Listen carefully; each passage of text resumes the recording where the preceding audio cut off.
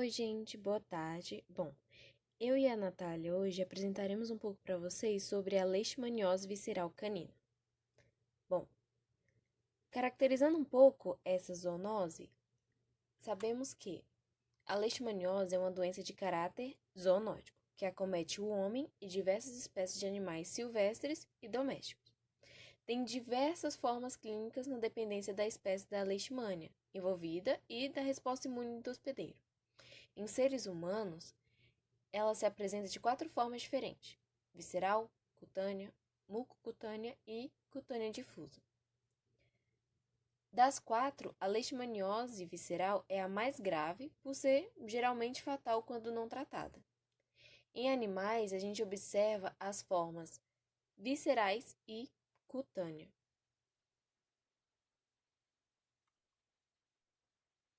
Bom, segundo estimativas da Organização Mundial da Saúde, a OMS, diferentes formas clínicas da leishmaniose ultrapassa 12 milhões de casos em humanos, com a mortalidade de 59 mil por ano em todo o mundo.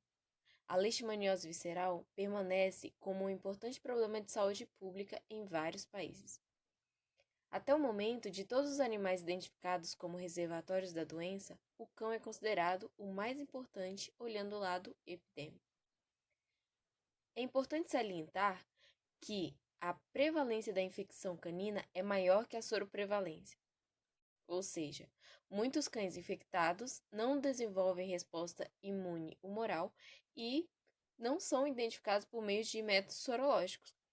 Com a utilização de técnicas moleculares de diagnóstico, sabe-se hoje que, para cada cão sintomático vivendo em uma área endêmica, a gente tem cerca de 5 cães assintomáticos. Os agentes etiológicos da leishmaniose visceral são protozoários da ordem Quinotoplastida, família Trypanosomatidae e gênero Leishmania, que parasitam células do sistema fagocítico mononuclear do hospedeiro. Os agentes etiológicos da leishmaniose visceral fazem parte do complexo Leishmania donovani, sendo a Leishmania donovani o agente etiológico encontrado na África e Ásia, a Leishmania infanto na Ásia, Europa e África e a Leishmania chagas nas Américas. Semelhanças estruturais verificadas por meio de estudos moleculares sugerem que a Leishmania chagasi e a Leishmania infanto sejam a mesma espécie, permitindo então que a gente denomine a Leishmania infanto como um sinônimo da chagasi nas Américas. As leishmanias são protozoários pleomórficos com formas promastigotas e paramastigotas e que se desenvolvem no trato alimentar de um inseto hospedeiro, e formas amastigotas que vivem e multiplicam-se no interior das células do sistema mononuclear fagocitário de um hospedeiro vertebrado. Bom, em relação à transmissão, os vetores implicados na transmissão das leishmanioses são insetos denominados flebotomíneos, sendo conhecidos 2 gêneros, a Ludzomia e o Plebotomus. A principal espécie transmissora da leishmaniose visceral nas Américas é a Ludzomia longipalpis, também conhecida popularmente no Brasil, o birigui, asa dura ou a tatuquira. O mosquito palha foi considerado durante muito tempo como único transmissor de doenças nas Américas. A Ludzomia intermédia foi identificada nos litorais e a Ludzomia cruzi foi identificada mais no centro do país. Várias espécies de Ludzomias estão implicadas na transmissão de leishmaniose tegumentar no Brasil, dentre elas a Ludzomia intermédia e a Ludzomia migonei. O principal mecanismo de transmissão, então, dessa doença ocorre quando as fêmeas, do mosquito palha, são infectadas com formas promastigotas, alimentando-se e alimentam em hospedeiros suscetíveis a essa doença. É comum encontrarmos os mosquitos perto de domicílios, em galinheiros, chiqueiros, canis, podendo ser encontrados também dentro das casas, certo? Durante a ingestão do sangue, essas formas são inoculadas juntamente com a saliva do inseto, né, como a gente vai ver aqui agora. No interior dos macrófagos, as formas promastigotas perdem o flagelo, diferenciando-se em amastigotas, certo? Que se multiplicam por sucessivas divisões, como a gente pode ver, binárias. As células densamente parasitadas rompem-se, liberando estas formas que serão fagocitadas de novo, né, pelos macrófagos. Ocorre então a disseminação hematogênica e linfática para tecidos ricos em células do sistema mononuclear fagocitário. Esse ciclo do parasito no inseto se completa em torno de 72 horas. Apesar de a transmissão da leishmaniose visceral canina geralmente ocorrer por meio de picada de um flebotomínio, é possível que ela ocorra também por transfusões sanguíneas, transmissão transplacentária e transmissão venérea.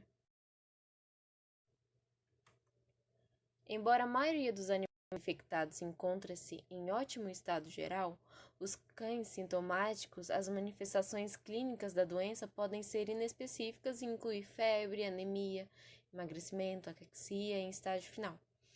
A forma cutânea clássica da leishmaniose visceral caracteriza-se por uma dermatite esfoliativa não pruriginosa, com presença de escamas branco-prateadas. Essa descamação costuma ser mais pronunciada na cabeça, em região nasal e bordas dos pavilhões auriculares, e pode se encontrar difusamente distribuído.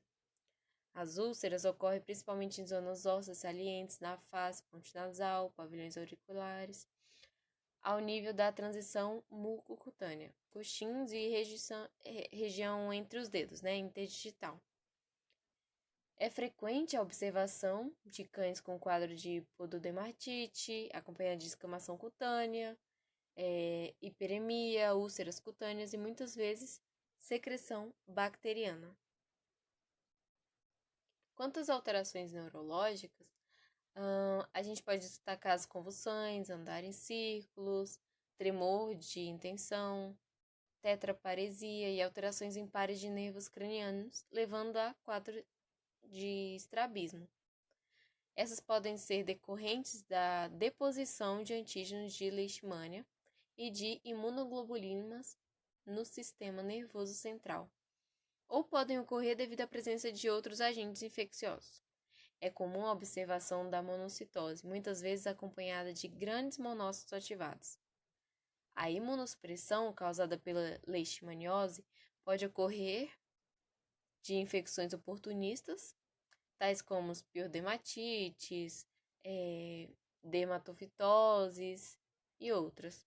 Consequentemente, o quadro clínico pode ser complicado, com infecções com babesia, ou babésia, né? Toxoplasma, conde, neosporum canino, são comuns. E quando o quadro da leishmania ocorre em regiões onde esses organismos também são endêmicos. Eu vou falar um pouco sobre o diagnóstico. A forma mais segura do diagnóstico da leishmaniose é através da observação direta de formas amastigotas do parasito, feito através de esfregaços obtidos da citologia aspirativa, por agulha fina de linfonodos, baço, fígado e aspirados da medula óssea. Essa observação é um método simples e é muito utilizado nas clínicas veterinárias, sendo uma técnica que, quando é utilizada apropriadamente, ela é rápida e é pouco traumática para o animal. Porém, muitas vezes o animal ele não possui sintomas, né? E isso, dependendo do estágio da doença, dificulta muito a dar um resultado positivo, né, nos exames e conseguir constatar que o animal realmente está com a leishmaniose. Alguns exames são muito usados. A imunohistoquímica, por exemplo, é altamente sensível e é específica para a detecção do antígeno da leishmania em tecidos. Nela, as imunoglobulinas conjugadas à enzima vão ser utilizadas para identificar o antígeno em cortes histológicos parafinados ou congelados e também em exames citológicos. Temos também a resposta imune humoral, que que é quando os animais doentes desenvolvem e principalmente essa resposta e vão produzir altos títulos de imunoglobulinas G, do tipo IgG. No entanto, os cães assintomáticos podem não desenvolver também essa resposta e não apresentar a soroconversão, o que dificulta ainda mais o diagnóstico desses animais. A imunofluorescência indireta, também conhecida como técnica de dupla camada, atua na detecção de anticorpos no soro do paciente por meio de antígenos fixados em uma lâmina, na qual vão se aplicar primeiramente um anticorpo específico e não fluorescente. Vamos ter também o ELISA, né, que é uma técnica imunocromatográfica, que a sensibilidade vai ser específica das técnicas sorológicas e vão depender de um tipo de antígeno empregado, ou seja, antígenos brutos, purificados ou recombinantes. O tratamento, antigamente, ele não existia medicamentos que controlavam essa doença e muitas vezes o combate era feito através de campanhas de eutanásia, ou seja, a prefeitura pegavam esses cachorrinhos e eutanasiavam eles e não dava nenhuma chance, né, do cachorrinho sobreviver, né, de ser tratado. E o controle também era feito através de uso, né, de substâncias químicas para conter a proliferação dos mosquitos. Mas isso foi antes. Hoje em dia, a realidade mudou.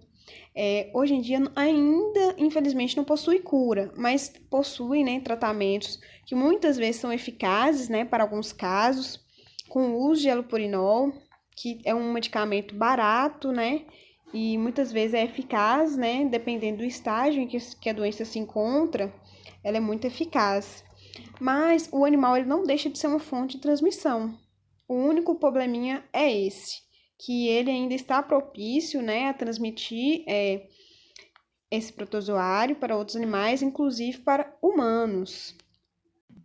A prevenção e o controle, ele é muito importante até para não deixar o animalzinho passar a leishmaniose nem para os seus humanos e nem para outros animais.